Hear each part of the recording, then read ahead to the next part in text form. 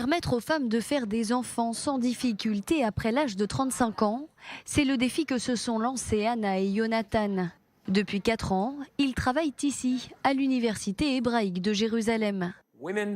Les femmes, spécialement à notre âge, lorsqu'elles veulent avancer professionnellement, elles doivent choisir entre avoir une carrière ou faire des bébés. Parce que malheureusement, dans notre société, la plupart du temps, c'est très difficile de faire les deux. Même s'il existe plein de choses, il est encore très difficile de faire un bébé avec leurs propres ovules. Il y a une deadline autour de l'âge de 40 ans et nous devons trouver un remède pour cela, pour que ce soit possible, même après cet âge. Ces chercheurs ont étudié les dizaines de milliers de gènes présents chez le ver, car son modèle de vieillissement cellulaire est semblable à celui de l'homme.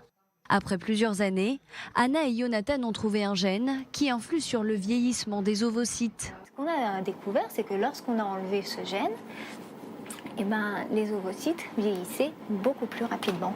C'est-à-dire qu'on retrouvait des ovocytes chez le ver qui était âgé de 3 jours, qui avaient une qualité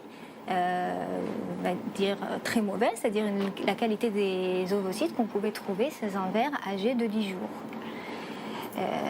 Donc, on a compris que oui, ce gène avait vraiment une importance. Une importance sur le vieillissement des ovocytes, car dès 35 ans, leur qualité est en constante diminution chez les femmes. Mais grâce à cette découverte, le facteur de vieillissement pourrait être contrôlé.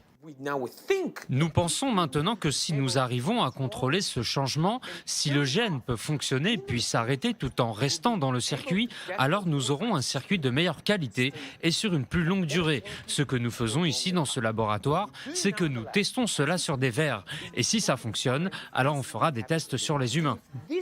Une avancée majeure qui pourrait à terme révolutionner la fertilité chez les femmes. Je pense pouvoir donner des espoirs aux femmes comme moi, dont la carrière est très importante et qui aimeraient pouvoir avoir, enfanter, avoir des enfants à l'âge de 45 ans pour pouvoir aussi mener une vie de famille et une vie de carrière en parallèle. Prochaine étape donc, comparer les résultats obtenus avec le ver chez les femmes.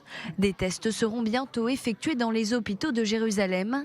Si le même gène est retrouvé, les chercheurs pourront donc mettre en place un traitement afin de contrôler le vieillissement des ovocytes chez les femmes.